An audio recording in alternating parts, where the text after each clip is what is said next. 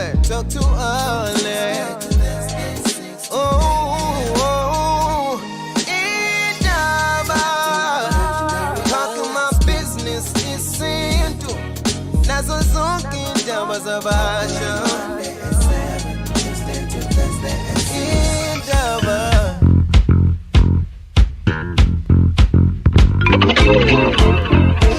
Sasingena kwindaba yesintu ngolesithathu from 7 to 8 it's on Gagasi. Video yakho ungayithola kwi-app na kwi-YouTube and ungayilalela as a podcast. Lama podcast azosiza ngoba cishe ayikho topic esingadiscuss yona here. All matters athinta ke isintu. Ngizokwethula ke ama guest ethu namhlanje because in open line meaning ukuthi uzobufona ubuza nangafisa ukubuza ngakho.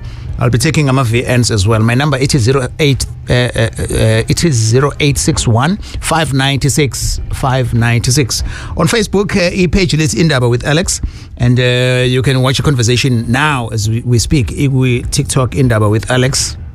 Follow us, and ma VN ke ungawathumela ku 063 839959. My guest is Mntwana usehabeni expert yesintu and a historian as well. Mntwana Melusi, sabona ndaba. Sikhangana ngibingelele nomshazi etuzwami. Ngibingelele noXimba ngiyathokoza kakhulu balaleli bebonke nomntwana omkhulu wasehabeni nohlanga lamakhosi ngiyathokoza. Siyabonga, then bese kuzoba ke isazi sesintu nenkolo umkhulu Fakazi Mlaba. Sohlaza ngiyabingelela abadidiyeli bohlelo abaleleli bonke emakhaya bese ngibingelela ubamagebe eduze wami. Alright, so yoke open line leyo, so ungathanda ukuthi ukubuze and ithuba lakho lokuthi ungakhuluma nathi. Sinqale ke ku Sydney Madlala eHammersdale. It belongs to you. You see, not even a single question from myself. So zithi suka ngibe ngimthatha umlaleli. Alright, Sydney ukwindaba sekubingelela. Yebo sinibona ngiyanibingelela babumthiyane nehambile nyaphela. Siyaphila kunjani kwena? Ngiyaphila nami kumthiyane. Yebo. Ngicela ukuhlala kuyona. Bengicela ukubuza kubaba ukuthi mhlawumbe ngabe umbango phakathi kweyidalwa ulungisa kanjani uma ngabe kuukuthi sekunzima nokuthi uhambe uye kubo komalume nakhona uthola ukuthi kuneyinkinga ezikhona. Abantu abadala emaphusheni sebengivezelile isalukazi saze sangitshela ukuthi angihlukane nesibongo sasekhaya kubo kababa ngoba singilethele inkinga vele every time uma ngabe ngiphupha owesifazane ngazuza uqhamuka ohlangothini la komalume enginikeza something kuqhamuka owesilisa oqhamuka ngasohlangothini la kubo kababa angonele leyo nto leyo ngenza umzekelo ngithandana nentombazane ngimphuphe owesilisa engiphuca le ntombazane ivuka ingali owesifazane anginikeza ukhiye athi angihambe ngiyovula imizi endaweni ngazonje zama plantation imizi emihle qhamuka owesilisa angikhiphele endaweni enenhle so nje maningi amaphupho engawabala akhombisayo ukuthi kunesidalwa esiqhamuka ngala ohlangothini la kababa esingonela izinto so bengicela ukubuza mhlawumbe ngoba ukuthi indaba yakho ingacazululwa kanjani. Alright, ngiqale kona ke Magebe. Sikhangana cha inkinga lensizwa yami le engizwa ibeka ivele ikhomba ukuthi kunesikweletu vele esikhulu ngale side la komalume wakhe okuyisekhaya konina akazange bakwenze nansi into engibuka ukuthi yamfaka uzozikhulumela kodwa naye into yamfaka kulesi lolubishi lolazwakala ekulona ileyo ukuthi kunokwenza ukuthi uye wasondela kakhulu emsameni wakubo kababa wakhe uba benza izinto noma okungenzeka yilokho ukuthi cishe ukuthi bazi bamshisela impepho lapho kungakubo khona kubo kababa wakhe mhlawumbe bazi bamfakela ngisho isiphandle lento emdalela isigcwagcwa kakhulu ngokwesidalwa sasekhaya konina ngoba ume kanjalo uzophila impilo yokubangwa noma kanjani ayikho into yakhe yabanempumelelo into yoyenza ke ukuthi ke azahlehle ayocelelwa ke intethelelo ngokwasekhaya konina ukuze akwazi umsamo wasekhaya konina umamukela ayikhipha iqede nje yakubo ngoba izomonela ikusasa lakhe alizubabikho. Okay, ungaphendula kuloko? Ya ngingaphendula inkinga sazalwa ubaba noma sebeshadile kodwa manje beshade umshado wesilungu asinabo ubudlelwane nabantu bakomalume inkinga okwasuye sho kwaba yileyo. Okay.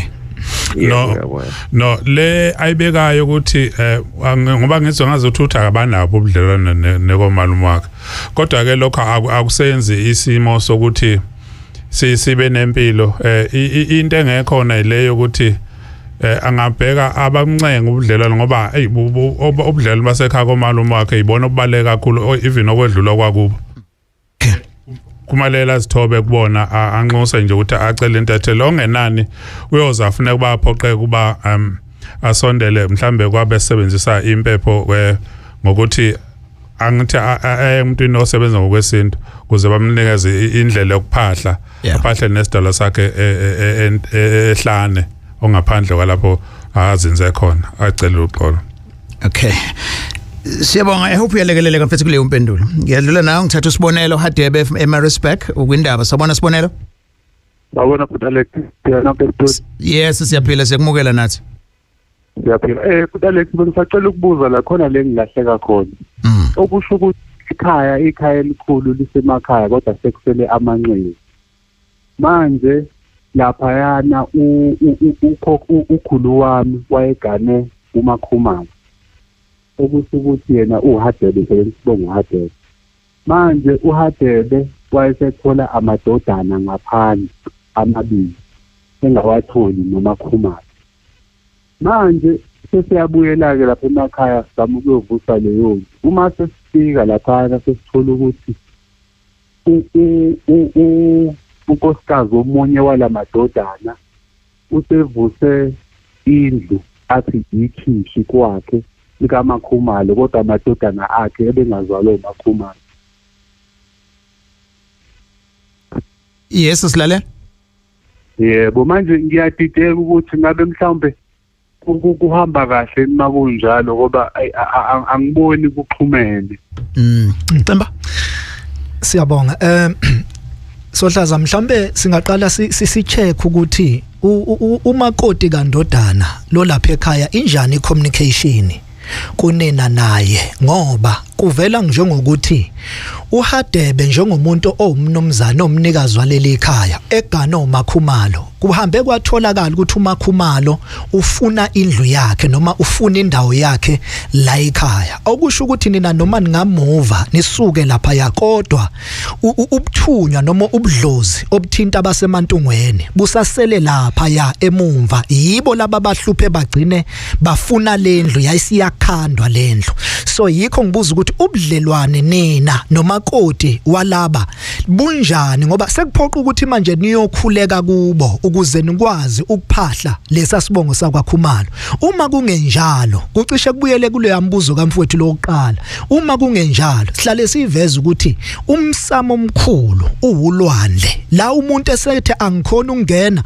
angizwana nabakwamalume angizwana nabasekhaya la uyofika uxazulule khona umsindo wezidalwa ilazivusa khona impande abantu abadala siyolwandle akusizo zonke izinto ezidinga imithi ezinye izinto idinga ulimi ukuthi zikhulunywe ithongo liyezwa bese liyaphendula so nawe ke mfethu ngifuna ukuqonda lapho ukuthi ninabo yini ubudlelwane because makungekho obviously vele bazoyikhanda uMakhumalo njengomuntu obegane lapha uzoyifuna indlu yakhe kulowamuzi. Yebo ubudlelwane bukhona kuyaxhunywana noma kunezifo abadala bake baye khona obuyena okaxhuzi lapho and enye into umsamo wakaHadebe ukhona manje okufike kwasiphutha ukuthi kungani engashongo ukuthi sekunento ekanjena ngoba into nje evele manje ukuthi ngisimo sikanjeni. Okay. Ngiyafisa Sohlaza ukuthi kusenje bese nabo ubudlelwane ngoba buzohamba kuphele abazama ukuthi bexhumane naye lo ovuselele ikhishi ukuze bekwazi ukuthi beyomisa umsamo wabo ngoMakhumalo because nabo amandlabo asuka lapha kuMakhumalo inhlahla zabo zisuka lapha kulomuntu wakaKhumalo so ngalesikhathi lomuntu wakaKhumalo esakhelwe indlu yakhe vele kuyophoqa ukuthi beyokhuleka lapha so uma kusekhona ubudlelwane abaphuthume so izathu sokuthi engayi ukuyokhuluma nabo saziwa yibo ukuthi ngasikhathi beyohlola kutholakala noma ibonakaliso ngalesikhathi uMakhumalo efuna indlu yakhe kwakwenze njani beze beyakha lendlu le. Alright. Indaba unkakazi sikhuluma ngendaba zesintu namhlanje imibuzo nje namasiko I have umlaba kanye noMageba inamba u0861596596. Sawubona bot Alex Kakasini ngikhuluma noNhlanhla ngwaMbheli Sibongo eMzinyathi ngicela ukubuza la ukuthi ngobaba ukuthi isifo lesokudlikiza siyakwazi ukuthi silapheke ngokwesintu ngoba nginengane la ina 6 years izothi 7 years entombazane iyahlukumeza ingane yami ngoba manje into esivele ngixaka kuvela kukhale medlikiza yena akathuli du njengabanye abantu yena uvela khale avuke kube ngathi konke ayibonayo. Ngiyabonga ngizolalela umsakazweni. Alright, sikuzwile sis. Alright, Makeba na umbuzo uyeza ukhathazeka komzali even ku voice yakhe. Mdadewethu isifo lesi sokuwa sokudlikiza siyalapheka ngokwesinto. Sikhona into yokuselapha ngaphandle enye into ke ekhona uma ngabe simngena umuntu ngokwefuzela ngoba kukhona naleyo nto ethi umuntu abe nokudlikiza ngoba kunefuzela thizeni. Kukhona nje kube isigulo futhi esihluphayo uma kuyifuzela kufuna kulandelwe isiko thizeni ngokwalolo hlobo lwaleso sibongo bese kuba okudlula lapho bese kuba ukudinga ke ukwelashwa kwesinto kukhona. Okay, so kuyalapheka. All right, siyabonga. Sawubona baba Mthiyani, asibingelele lapha e-studio nehambile. Mina ngisacela ukubuza la ukuthi uma ngabe umlanjwana noma uzalelwe ekhaya ku-affecta kanjani uma ngabe uthola ukuthi ubiza isibongo sikababa wakho kodwa umsamo owusebenzisayo owakhabo ma wakho zikhona ingqinamba eziba khona noma into okufanele ukuthi uyenze ukuze zingeke zibe big inkinga. Ximba kuyenzeka ngenxa yokuthi ithongo lihlale linesikhwele ngaso sonke isikhathi. Yebo, umsamo ophahlayo wasekhakho mama, kodwa ngalesikhathi belokhu bekuthopha bekubiza ngezithakazelo zakubo kababu wakho. Definitely zikhona izalukazi ezizopolitika ukuthi phela lo ingane yethu ubizwa ngalesi sibongo kanjani ekubeni ubaba wakhe wadelela umuzwa la ekhaya wafike wangena esibayeni sendoda wangayigcina izimfanelo zakhona. So kuyenzeka ngenxa yokuthi kuhlale kunaleyo politiki kodwa ngoba ngishilo ukuthi ezinye izinto idinga nje ukukhulunywa noma masike sayikhuluma sayichaza nje ukuthi cha umntwana ongwala ekhaya noma senza lento ekuthiwa ufaka isiphandla uyaregister emsamo kuyenzeka ukuthi noma ebizwa ngalesa sibongo kodwa ithongo lazi ukuthi owethu lo. Alright. Ngikholwa ukuthi ke uphendulekile indaba on Kakasithi Sandy VN please ngingeze nje umusa angeke sidlale le uzobe kune radio ngemuva so kuyenza nje bemfishane but umsindo uyivala iradio kuqala.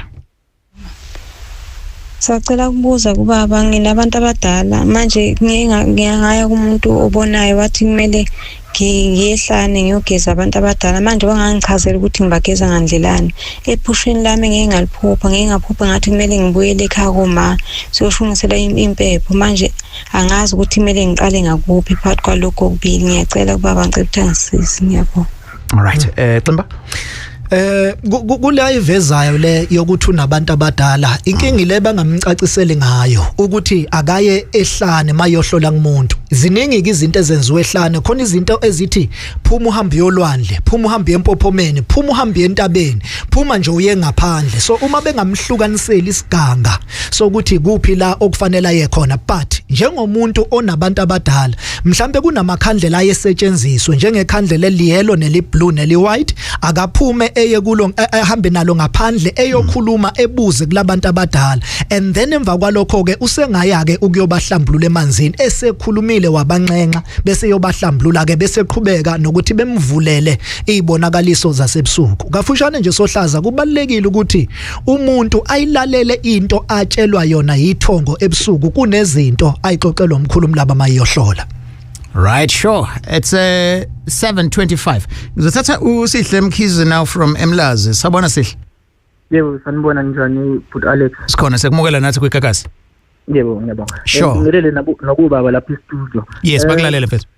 Yebo, bengisacela ningichazele kabanzi la. So nginenkinga la yokuthi mina ngokuzaleka kwami ngumlanjwana.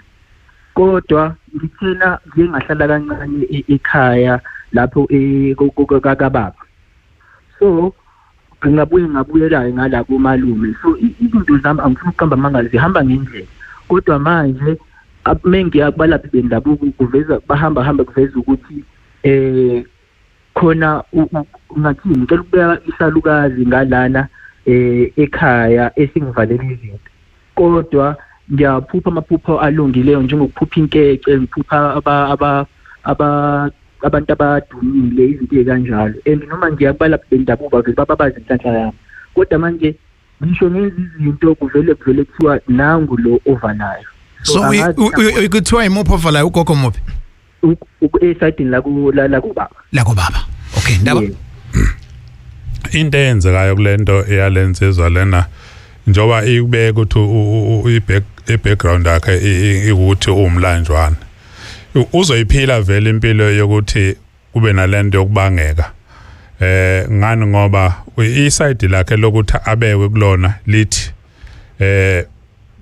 kunalento ukuthi uma ngabe umuntu ezele wamlanjwana kufanele ukuthi abikwe emsamo wasekhaya komalume wakhe ukuze lo muntu aphume kulesi simo lokusinjalo izalukazi noma lesisidalwa sakubo lapha ezalwa khona sihlale sifika ngendlela yobusoka njengoba kwakufika isoka lizontshontsha manje uma efike selifika isidalwa sakubo kanti usefaka isiphadla sakomalume kuba likhona ukuthi sisone noma inqubekela ilokhuzana into okufanele abe iyamlungela ngoba usuke segadiwe lo muntu usuke sephathwa kwamehlo idalwa zasekhawoni nakho umesephandliwe wabikwe emsameni wakhe ingakho ke lokhu uthola ukuthi kuba lula nje ukungena kwesidalwa sizokona izinto zakhe so into azoyenza nje kuqala kusuka manje ukwenze njani kufuneka acele abanamandla ngomsamo wakomalume wakhe bambike emsamo bangambika ngembuzo zaphandle ngokwasekhaya komalume wakhe all right so khabazela nje umkhize nje isibongo saka malume leso noma sikababa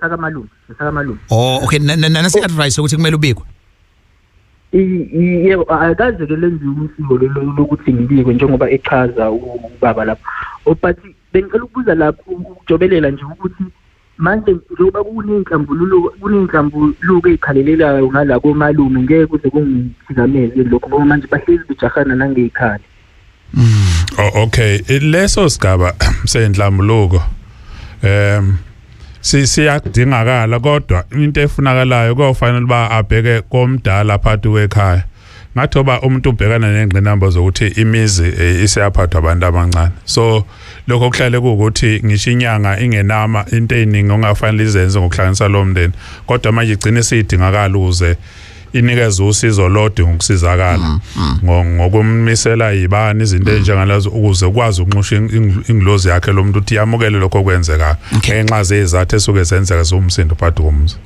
ulalela indaba on Gagasi and ama views ke usukuwezwe here not of Gagasi but abantu ke abawathulayo indaba eGagasi namhlanje sibuza sikhuluma ngayo yonke into ethinta isiko ezomsamo ezokwelapha yonke into nje ethinta isintu asidinga ukuthi kuze kube heritage month kuze sikhulume ngento esithintayo every Wednesday sikhuluma ke lama matters we are on 0861596596 you can join usibukele on TikTok my guest is Mntwana Melusi Zulu as well as umkhulu Fakazi Mlaba sikhuluma ngendaba yesintu so ubuza noma yini ofisa ukuyibuza and imibuzo yakho ke siyayiphendula ulalele indaba on Gagasi FM the guest yethu Deputy Minister uBandolo Misa yebo bafana Dlamini I'm not saying ukuthi uGeneral kodwa la uarrogant unomuntu ofonile eqaleni uGeneral replied and said angazi noma ngafundisanga inhlonipho kule language yakhe that for me that's discrimination that's a compliment about in the Arab we don't need these people manifestation because they can't answer our questions but we voted for them to be there you are talking nonsense don't vote for me go to hell sorry General I know you have to respond as well because we are Kateka but you just used a line at go to hell I'm going to ask you to retract that particular phrase I'm not going to do that if you are not satisfied go to hell now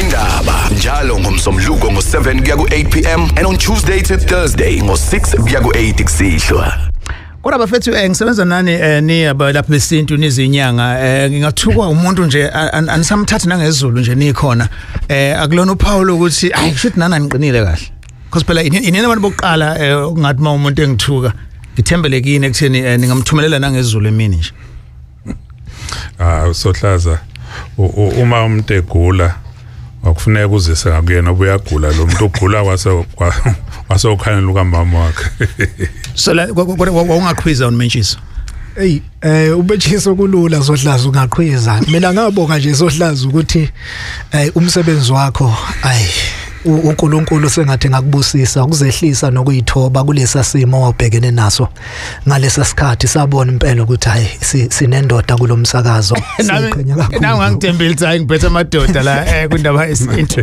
ama views expressed on indaba are not ama views at Gagasi FM your views your indaba Sanibonani kakasini bengelele ubhuti Mthiyana ngibuyela la umlaba ngicela ukubuza ukuthi kwenziwa yini mhlawumbe uma ufanisa isikhathi esiningi kancane uyafaniswa la uhamba khona kancane mhlawumbe ufaniswa umuntu owumama mhlawumbe engifaka ukufanisa nengane yakhe mhlawumbe sezendlo ngoba lokho ke kokufaniswa abantu abawomama sebadlulwa izingane zabo cishe sekwenzeke kaze kwaba ka3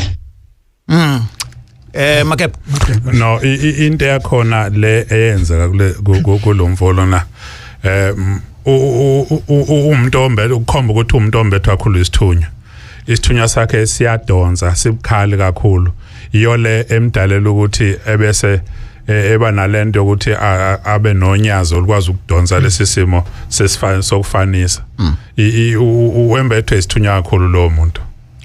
Okay, ngeke nikube nengozi yokuthi uzofaniswa nomuntu owenza izinto ezimbi and then bese abantu ke sebethela kuwena ukuyiphindisela kwabo. Yeah, ikhona into enjalo ukuthi ngaba nengozi kodwa ke into esuke ifuna ukuphuthunyiswa leyo ukuthi athi methatha leso sigaba sesithunywa bese ehlanjululwa esingeze isithunywa siza nezibi ngoba sisuke sizothatha angithi isithunywa sinenkinga ukuthi sidonsa kakhulu emoyeni manje kuma sidonsa emoyeni ke sidinga basheshe siphuthunywa ngokuhlanjululwa singeve ukuthi sihlanjulwa ngamaze ukufuna sifakwe nenyonga silwane thizeni lezilwane ezizizimfu yasekhaya ukuthi abethuleka beza ngomoya wolaka. Okay, all right.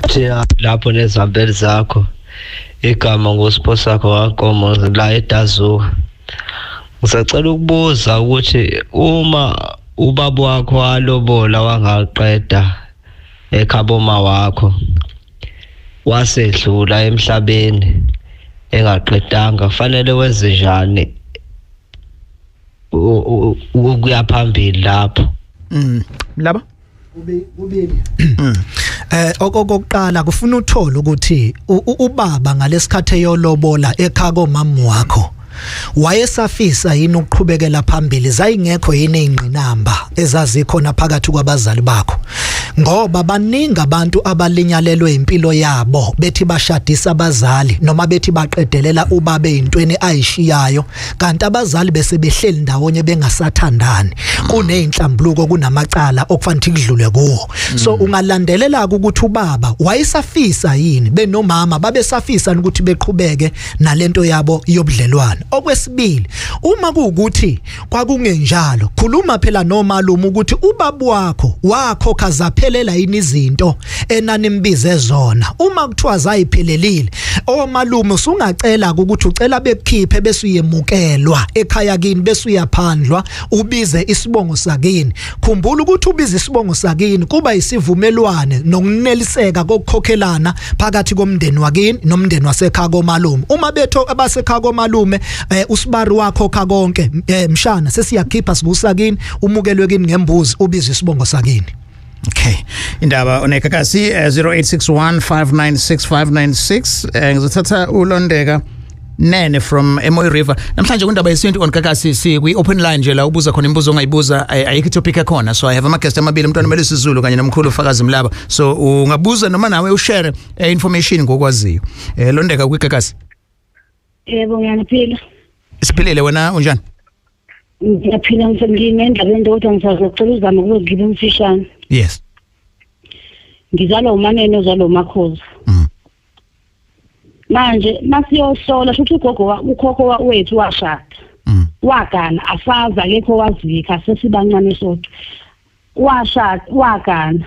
Manje masiyohlola kuthiwa kumele sekhasande sakhele ukhokho umuzi. Nesoka lakhe sicela ukubuzeka yini ukuthi umuntu umkhiphe la kade eganele khona umkhiphe nesoka lakhe futhi. Okay, Xemba. Cha, Sodlaza abakwazi ukumkhipha phela. Ma ukuthi ubeganile kulomuzi wagcagcisa impela wathelwa ngenyongo. Abakwazi ukumkhipha kodwa uma kukhona izinto ezisuke zidinga yena uyakwazi ukuthi uyoyigcina phela la osuku khona ngoba angithi lo muntu uyisidalwa njengoba isidalwa nje uyothola ukuthi uyena ohamba nani uyena onibhekile so uyadinga ukuthi abe nendawo la eniyokwazi ukumphahla khona okanye nimenzele izinto asuke idinga ngaleso sikhathi not ukuthi niyobe senimkhipha totally la esegane khona siyoshintsha isibongo akakhisha umuntu emzini athelwa kuwo ngenyongo ungwakhona kodwa uyongena la ugane khona uyongena la kwakhona khona indodakazi yakhe kube nemisebenzi ayenzayo noma kube nezinto anivikela kuzona nina njengabakezizukulwana bakhe. Ngicela ukubuza okugcina ugogo wathola umalume esemshadweni eseshadile shuthi wamthola ngaphandle manje kuthiwa uyena umalume kumele abuyele le khona le kaKhoza kabokhokho ayovusa umuzi wakaKhoza ekubeni ugogo uma kamalume amthola emshadweni ngabe umalume usabhilonga eKhabonina noma usebhilonga emshadweni kagogo na. Kufuneka sibuke la Sohlaza lamagama la ngiziwashe abe mabili kunegama ekuthiwa ivezandlebe bese kuba igama leli ekuthiwa ilongwe noma idaka. So sifuna ukuthola kumalume uma ugogo emthole umalume eseshadile umthole umyeni kagogo eseshonile yini because uma emthola umyeni kagogo eseshonile that means umalume uyilongwe kodwa uma emthole umyeni kagogo esaphila kusho ukuthi umalume uyivezandlebe. So labantu bobabili indlela abalungiselwa ngayo ayifani because uma kuukuthi umthole eseshonile umyeni wakhe ugogo that means ngampela uyidaka la okwaganela khona ugogo izinto zakhe kufanele uyilungisela la okwaganela khona ugogo kodwa uma kuukuthi uyivezandlebe yila ogcina khona sekuphoqa ukuthi akaye kumuntu ohlolayo ozomhlukaniselela ukuthi umsamo wakhe uyophahla kuphi. Khumbula uma uyivezandlebe usuke unesiqalekiso nesinengiso sabantu abaphilayo nabangasekho esiyini uzalise unkosikazi wethu undodana ekhona uyayithola ngoba usuke kade ekhona umyeni walomuntu wayesephume yangaphandle yokhimfini wafike wamitha wayesezala lengane iba nesiqalekiso ke ethongweni nakubantu abaphilayo. That's why umsamo wayo udida ingakho simthatha size siye nayo olwandle uma kuphoqa ukuthi siye eKhabonina ngoba isibongo saseKhabonina asilahlani. Right, ipage selisebenzisayo leli elithi indaba with Alex on Facebook. So ila ozo yakhona. Nasi nje i-comment engithole khona from uMdedeleni. Ngicela ukubuza la ukuthi uma usuke uphuphe umzali wakho osewashona, efike ngephupho. Kodwa uma esefikile umbone ebhala phansi kodwa kungabonakala ukuthi yini ayibhalayo, wenze njani ukuze naye akhulume njengawo wonke amanye amaphupho. Into eyenza lapha kukhona la kusala khona ukuthi kunenkulumo edinga mayihlalelwe phansi egcine ingakhulumekanga noma eyayihleze enhlizweni yakhe ukuba ayikhulume noma wayigcina esifubeni sakhe ukuba ayikhulume manje njengalokho eyicica phansi nje ingaveli ingoba wayeyicindezele ikhomba ukucindezela lo nkulumo kuba akayiphimiseleke. So ke into esiyawusebenza ba ukuhlale lamalungu omndeni akukhulume lokho mhlamba asizwe abantu abafana nomlaba ukuba babahlahlele lo daba besiyavela inkulumo. And then mase kuzoba khona umalume naye on Facebook uthi ngicela ukubuza ukuthi ngabe kuyiqiniso yini ukuthi kunohlobo labantu besifazane olukwazi ukuvala inhlanhla kumuntu uthi umuntu wesilisa uhlangane naye yonke into ikhambela kahle but kuvele kubhede uzulahlekelwe na umsebenzi. Definitely Sohlaza into ekhona leyo khona umuntu wesifazane othi mawuphila naye izinto zakho ihambe kahle mhla wapakisha impahla zakhe wahamba into zakho ziyobhimba ngalendlela eyisimangaliso. Ingakho Sohlaza namhlanje sinamadoda akhala inyembezi afike igodlweni aza athi impela uma kungabuya lo muntu ngingakwenzela noma yini ngoba usuke impilo yakhe ngampela isinamathele kuyena. Why? Yingoba kusuke kunethongo lakhe lo muntu wesifazane elikuthandile lo uthola ukuthi kunenhlahla wena umsamo wakho ubumubi walekelelwa ithongo lalo muntu wesifazane wamhlukumeza lo muntu wesifazane wamhlupha lo muntu wesifazane laze ladinwa ithongo wahamba lo muntu wesifazane ukudinwa kwaleli thongo nenhlahla yakho ibonisa abalala ngampela. So abantu besifazane ikhona lelo thonya noma khona lawo mandla abanawo abaphiwe ngamathongo mabesuka kuwe. That's why ubona kukhona abagcine bethatha intambo beyikhungi abanye beyidubule because impilo isungasahambi kahle ngaphandle kwabo. Alright, mambe kunjalo kwecimba kusho ukuthi ukhona ke nomunye ongathi ungahlangana naye then izinto zakhe bese yibheka phansi zisuka nje na kanjani futhi ukhona umuntu onjalo othola ukuthi nje unesigcwagcwa nesinyama sakhe once wahlangana naye izinto zakhe ziyobheda ngisho ukuthina abantu abangabathandazi okanye abahlolela abantu kufuna sibabheke abantu esiba nabo sohlaza singajula ngalento size sibuke ngisho lezi izinto zokulala emahotela khona ihotela noma khona iBnB oyolala kuye ngampela izinto zakho zibe emnyama because umuntu mhlawumbe obekade kuleyo ndawo unezinto eyithize ukhona umuntu wesifazane uyolala naye zibuye zibhimbe zonke izinto zakho uxabana nenkosikazi endlini kade uthi uyaganga wena nixabane engakazaza kubamba ukuthi uhlangane nalomuntu but ngenxa yobuntsila nobunyama okusuke kusuka kuyena kuyakwazi ukuthi kwembathe wena. All right, indaba on Gagas uyizwa kanjani leyo? If you didn't listen to Indaba, here's what you missed. Embuzi ebovu uma ngabe uzoshisa impepho emsamo ebese uthenga imbuzi ebovu. Isho kuthini le mbuzi ebovu? Kahle kahle uyazi into ebalekile muso kwenza umsebenzi. Yes sir. Makukhona inyongo kuphelela ngoba phela ungathi uthena ngesikhathi ethenga imbuzi wathola imbuzi ebovu. No. Alex, they are running away from the truth ngoba bathi akuhleli nabo. What is the truth when I say? Iqiniso lo nkomosi nomlaba lapha. Le mbuzi ebovu bro ayitholakali. Itholakala on request. Makabe nkomosi nawe mlaba ningazi ukuthi nizokwenza lapha ohleli na Alex vala uhlelo lakho bahambe ngoba ima ngokwazi kwakho mfethu imbuzi ebovu isho ukuthini? Angifuni ukukhuluma Alex akhuluma inkomosi lapho ndodaba abayiqiniso la otherwise ngilivala uhlelo akhuluma iqiniso le mbuzi ebovu lokho ngoba lapha abakhuluma. This is Indaba Yesintu ngolwesithathu kusukela ngo7 kuya ku8 ebusuku. Angibingelele Mthiyane nehambeli zakho lapha e-studio. Bengicela ukubuza uma kungukuthi ubaba wakho nomama wakho bathandana kuyona leyo process yabo yokuthandana ubaba wakho wafika kini wakhokha zonke izinto ezifanelene naye ezimayelana nawe wena mntwana wakhe kodwa ke abangacacelana naye umama wakho kunabungozi buni ukukhula kwakho wena ngane ukhulele komalume. Okay Makeba, ukukhulela komalume akunabo ubungozi kunalokho ukukunikeza ukuthi ivikeleka kakhulu. Khumbula inglozi yako malume yona strong kakhulu ngaphezulu kwale nglozi ongeyakini lapho ozalwa khona. Ngakho akukho ubungozi njengalokho umbuzo ubuzo ukuthi umuntu angozi bona. Iko malume wakhe lona elimbeleko yakho ukukuvikela noma bekuthiwa kumi kanjani. Okay. Indaba on Gagas. Sanibone Gagasini. Mina ngubhengo wamathenjwa. Ngicela ukubuza lapha ngobaba abalapha e-studio. Konke la ngihamba khona bathi nginesithunywa kanti futhi amehla amakhala inyembezi. Into nje yayenze kulokhala inyembezi kwenzeka nje kuswela ngisemncane ngikhula ngikhala inyembezi. Konke la ngihamba khona bathi nesithunywa nenhlanhla enkulu kodwa manje lenhlanhla ayifiki kimi. Ngiyabonga.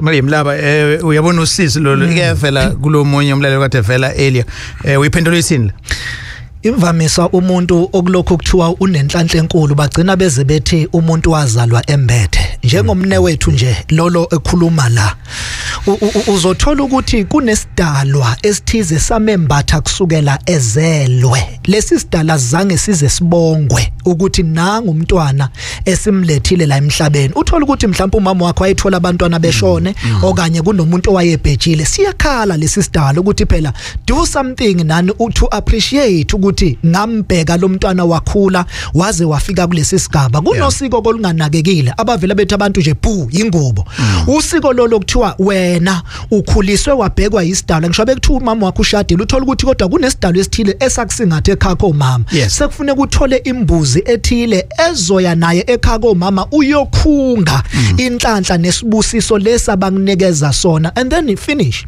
so manje kuvele kuthiwa ingubo kuvele kuthiwa imoya uthola ukuthi fanele uyokhunga nje isibusiso umukela amandla owaphiwa idalwa zasekhaya komama usuqedile. Sure lelihlelo bakhona njalo nje on Wednesday ngolwesithathu kusukela ngo7 kuya ku8 so kwindaba yesintu ama-topic ehlukahlukene and ngiyacela nawe unginike ama-topic ofisa sikhulume ngawo ungi-emailele indaba@gagassi995.co.za noma ubhale kwi-page leli lithi indaba with Alex on Facebook. Namhlanje nje sivulele ulayini ingakho sinama expert ethu umkhulumi laba kanye nomntwana omele sizulu bezosichazela nje izinto esifisa ukuthi sifunde kuzo. Ngizothatha Estenga ulinde kuhle umthetho nawo. Nyambozi. Yebo njani? Si right kunjani kwena? Isikhona. Benginombuzo la kubaba studio. Kunenkinga lana ngingahamba kahle ngihlushwa yintwana. So intwala zami ezingihlupha ngangokuthi mengihamba abantu bangitshela ukuthi khona isilwane esingibelisiswe sona so ngahamba ngizama ukuthi ngisikhiphe leso silwane umuntu wangikhipha leso silwane wangigqinisa futhi mengiqinisa ngiyayibona lezi zinto manje busuku inkinga manje ngiyasingize ngabuyela kathathu kuyena ayiphumi angazi ukuthi mhlawumbe sorry imake yini ilwane lezi engaphumi otikoloshe yebo khona otikoloshe ngiyabona ku3 nje ngingayile ebusuku ngiyayibona lezi zinto lezi kade ngibona futhi ngiyibona sometimes ngibona lo muntu oyithumela ke ngoba kahle ngilandele ngoba sesikhathi ngilandele lento umuntu ongenza lento lo muntu akuswele so angazi noma ufuna ngisebenza indlela sivene makanjani kanje okay so lezi ntwala yini intwala ngaphansi noma ekhanda zigcwele umzimba wangu ngikhuluma nje manje isingezansi sami inhlanze yodwa angisayithi mengithinta ngisayizi sengiphiyazi kancane nenzala ngani noma isekhona uma ngisekhona all right ima kanjalo ke mfethu ima nje kanjalo nasi inkinga madoda Sohlaza indaba kalo mfowethu ijulile ngendlela yokuthi noma singayiphendula uyazizwa lezi zinto ayibekayo seziningi umivuka lento yezilwane noma lento yomdliwa ayigcini ngokuthi ikhande lezi zinto ngoba lezi intwala engathi yena unezintwala mawufika wena ungayiboni lezi intwala and uthola ukuthi azikho but lento uthola ukuthi isemqondweni wakhe and ihamba igcina umuntu imtwiste ngempela umqondo igcina isimphazamisa and then egcineni lapho ungathola ukuthi umuntu engazadla upoison noma ugcine kuthiwa useyibulele ngenxa yokuthi unalento elokhu ibusa kuyena ngaphakathi so bengathi Sohlaza akafuna usizo lokuthi ayosuswa lo moya kade usho athi yena ngibona kungoti kolosha bathathu ngisola ukuthi yinto yomuntu othwele ngoba beseyithe kunezintwala la sigijima umzimba wonke siyabona thina kunezinto esingakhona ukuyiphendula njoba kula istudio ukuthi akenze kanjani noma iyini lento ngendlela esengibona ukuthi simlimaze ngayo umne wethu lokhuluma la. All right. Nyambozi, le madoda ezoshiya ama numbers ngasekugcineni and I see khona manje ekutheni on Facebook khona insizwa yakahlabangani ethu khona umuntu emaziyo okwazi ukusiza nje lo daba ngqo. So ulalele ngasepheleni kohlelo Yebo upopo ngosebenzisa ngisathi number kuphela. Yeah, uthatha number nje kuphela. All right, it's 828 indaba on Gagas 0861596596 ngithatha uSandile Msane Mthwalume nawo. Esawubona Sandile? Yeah, njani Alex? Si right kunjani kwena? Ngiyaphila Alex. Yes. Ukubuza kubaba la mengiqeda ukugeza umzimba wami vele ubabe. Okay lowo udinga ikhambi thizena kumakhambi okugeza ngoba ungenza ukuthi lo muntu unesihlungu manje ke isihlungu ke sinohlelo laso lokusetshenzwa uba ukuyeke lokho ngoba ungenza kube into afuna ukuyigeze noma into ofuneka ayikhothe noma imix yokudlena akudlayo kodwa nje umuntu ofuna ukwelashwa ngalolo hlobo ngoba unaleyo nkinga. Yeah. Ephendula kafethu. Ngiyeza Alex manje ninto zamazambi kahle oda dala ngifuna ukungena bangibhekela. Uthe ubani igama nesibongo mfowethu? uSandile Msane. uSandile wakwaMsane. Yebo. Ngizocela ukubhekela kancane mfowethu. Uyazi uma ungena uthi usabeka udaba lwakho la. Lithi kimi izwi likaNkuluNkulu lento akusiyinto yamanje. Isibophe esidala njengomuntu wena owafungelwa ukuthi ungabi namfazi, ungabi namuzi, ungabi nabantwana. Ngokomthetho wena ukhule wawumuntu onenhlanhla kwabonakala ukuhlakanipha kwakho. njengomuntu okwathiwa wena uzoba uVusimuzi kanti indlu yakwenu vele yayibulawa icindezelwa ukuze ingabibikho into eyimpumelelo nento eyinqubekela phambili. Mawulokhu uthi uyakhuluma ngizwa kubuya isibizi nezinyembezi njengomuntu ongathi ngangivika impi ngoba kukhona lento yokuthi uphile nabantu kusasa abantu bejike kodwa ungenandaba noma ungakazi ube nento ethize nabo wathi umoyingcwele lento isihlave esibi kuwena kube ngathi ungashintshelwa ngabantu namanje kungagcina kuphenduka inkulumo uziyongena phakathi ejele uboshelwe into engekho lize lathi izwi kimi uqaphele noma uphila nomuntu wesifazane wena engagcina kujikela aqambela amanga athi umdlwengulile ungakazi uzokwenze lokho vele wena uzophila nomuntu wesifazane nixabana uphile nomunye niphinde nihlukane kodwa hamba uyofuna lesi sidalwa sasekhakho mama wakho esiugogo kamama wakho kube ngazuthi ngawuyonqenqa sona ngekhandlela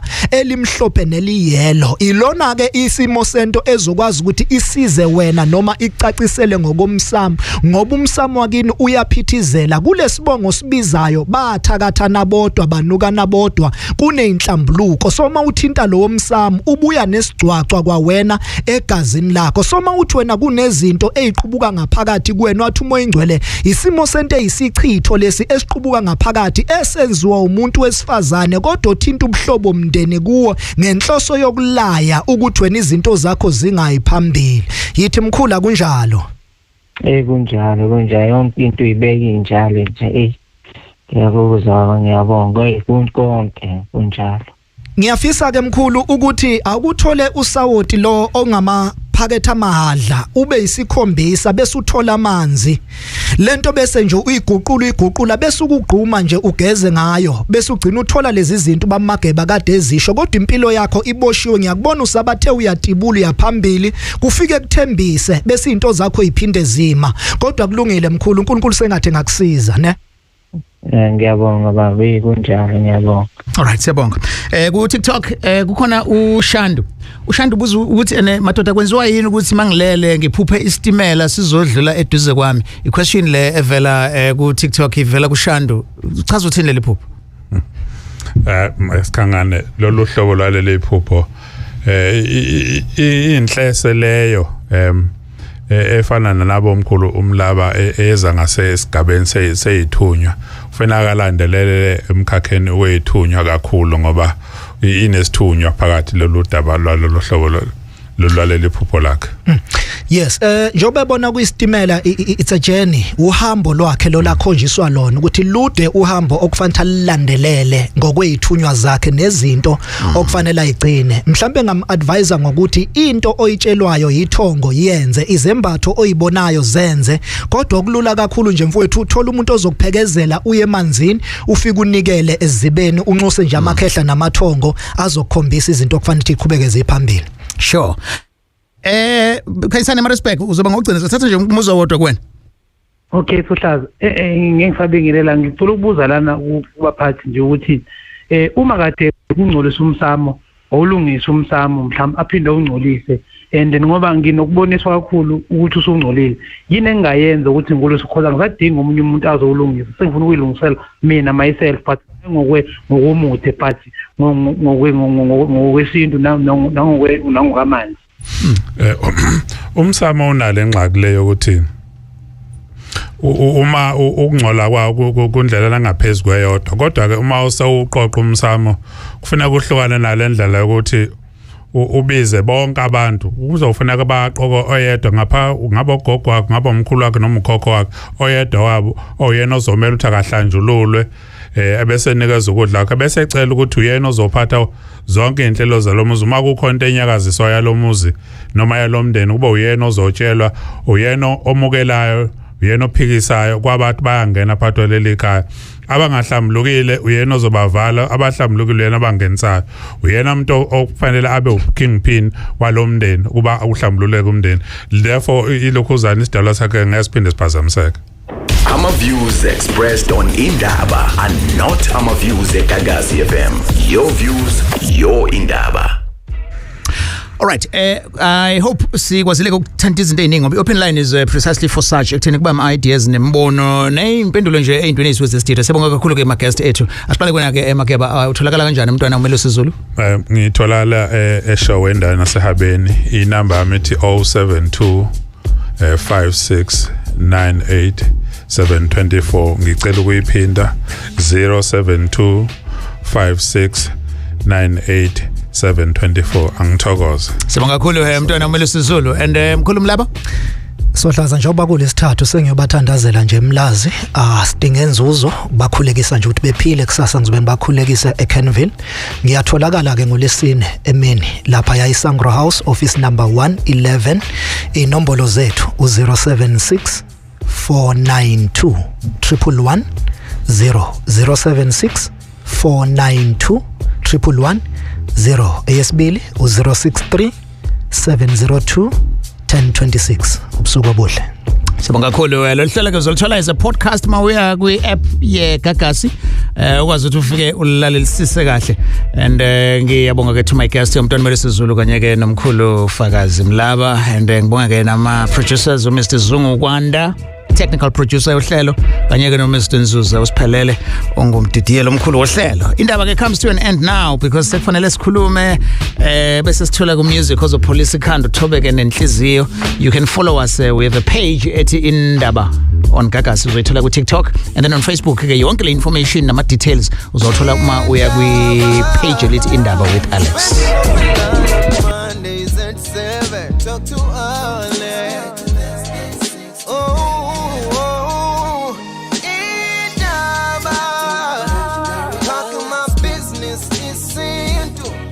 Nazo zonke indaba zabasha